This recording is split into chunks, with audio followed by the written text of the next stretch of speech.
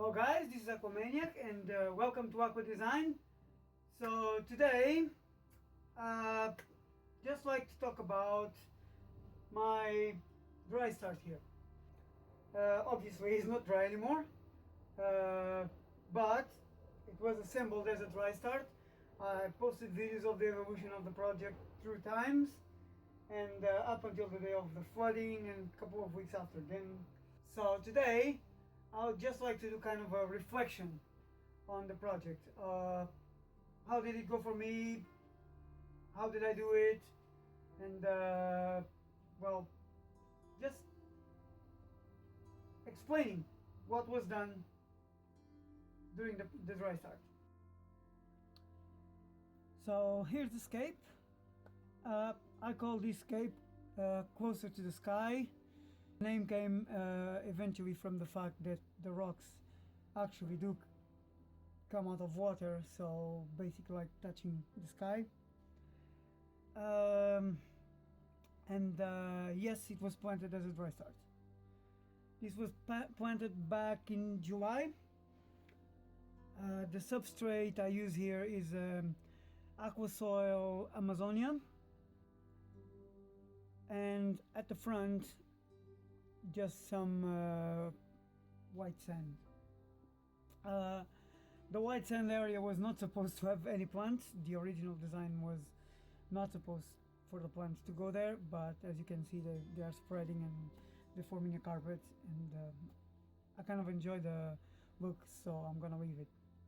The rocks are landscape rocks. I've used these rocks in other projects, so they're not exactly new. And the project was fairly inexpensive. I had the rocks, and all the sand was leftovers from when I assembled my TMC scape. When I designed the TMC scape, I had already designed this one also at the same time, and predicting that some plants would be left over, I decided I would use them on the dry start, which eventually there was plants left over. They came over here. So what's up with this dry start? Dry start was made famous by Tom Barr, if I'm not wrong, back in 2007. I'm not 100% sure about the dates. He posted his adventures on the dry start on his forum, the Bar Report. If you want, you can go there and check. And well, what's the benefits of doing a dry start? The benefits are simple.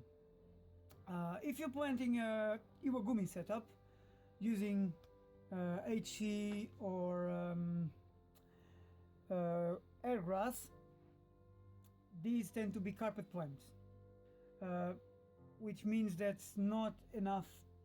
In the beginning, there's not enough plant mass, and they're also plants that have very small roots, which means that when you plant them submerged for the first few weeks, the only thing you're doing is picking up and replanting plantlets that get loose with the flow.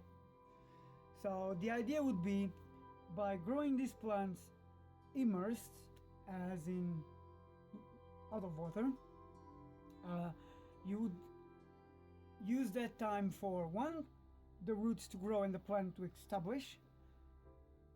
Two, by allowing the plant to grow outside of water, by the time you flooded, these plants would be completely established.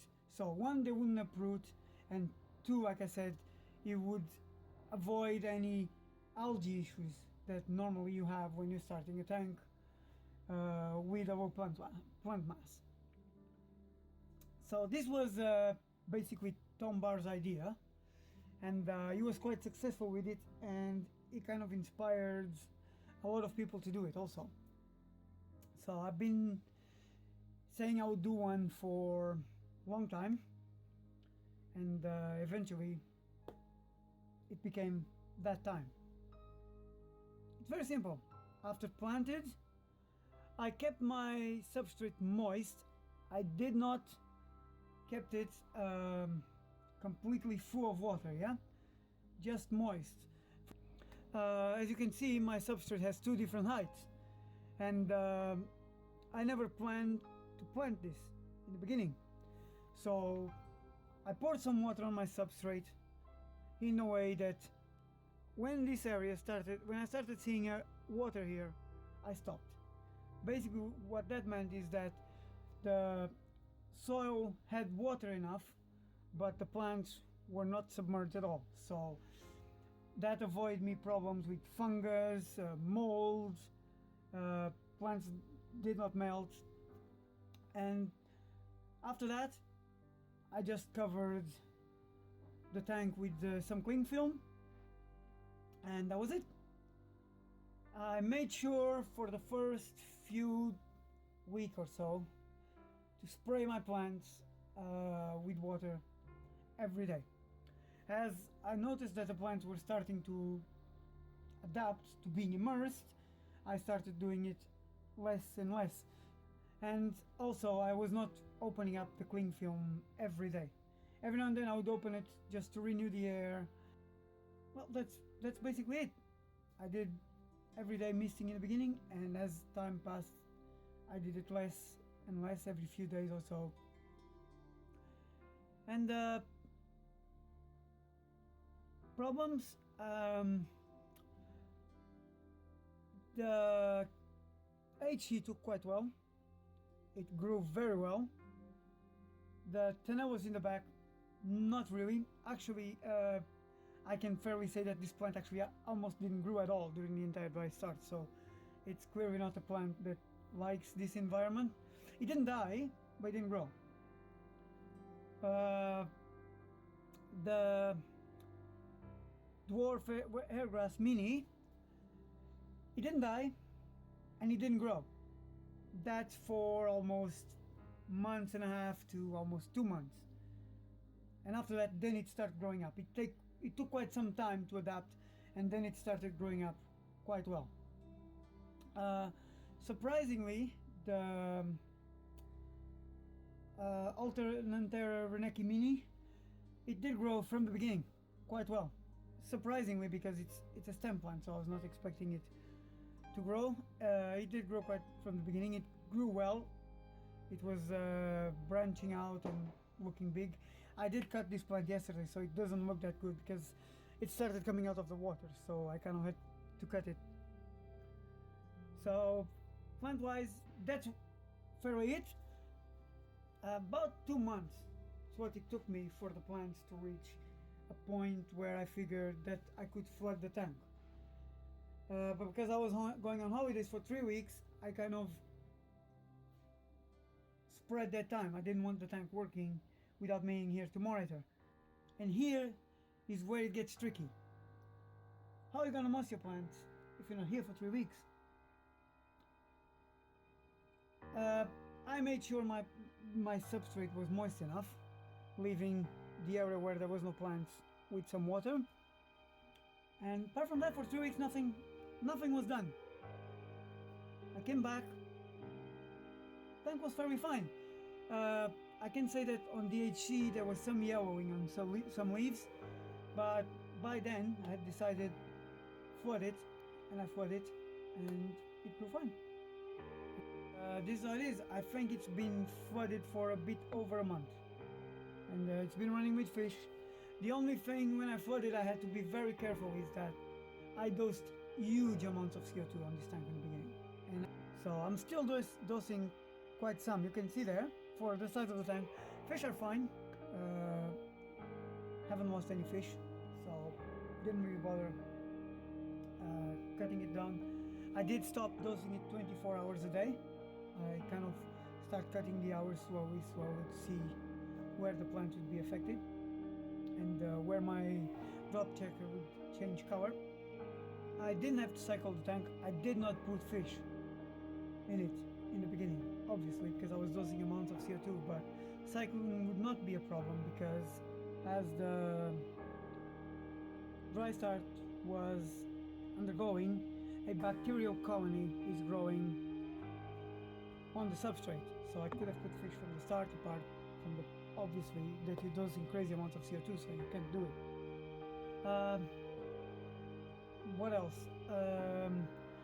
Well, the tank's rather small, so I choose to use a hang-on back filter. It's been enough. I do about 2 water changes per week. I'm dosing EI on this. I haven't had any major issues with algae. Nothing like regular maintenance hasn't taken care. The lights, during the dry start I use the T5 unit, but after that I'm using LEDs, and this unit is really strong for this tank. So I'm only running about 6 hours, 5-6 hours. I'm apologist of highlight, but I do not tend to use my highlight for a long time. If plants are growing, I have to cut them regularly. They're healthy. Just with about 6 hours of light, I don't see the point in doing anything different. So basically that's the rundown of this scape and how the dry start went. The fish here are chili raspberries. They're very small. They're probably one of the few fish I'll be able to keep on this tank. I have about 12 here. That's it. For anybody that is thinking about doing a dry start, I suggest you try it. It's very fun to do. On those initial days from a planted aquarium that are critical, when you don't have enough plant mass, you're gonna have algae, water changes. You skip all of that because your tank is growing immersed. You don't have to worry, apart from misting and checking if there's any problems. And by the time you flood it, no problems. Tank growing, plants growing, fine. And so I kind of recommend this. If you like the video, subscribe, comment what you think, tell me about your experiences, if you tried, were you successful or not, and see you on the next video. Aquamaniac signing out.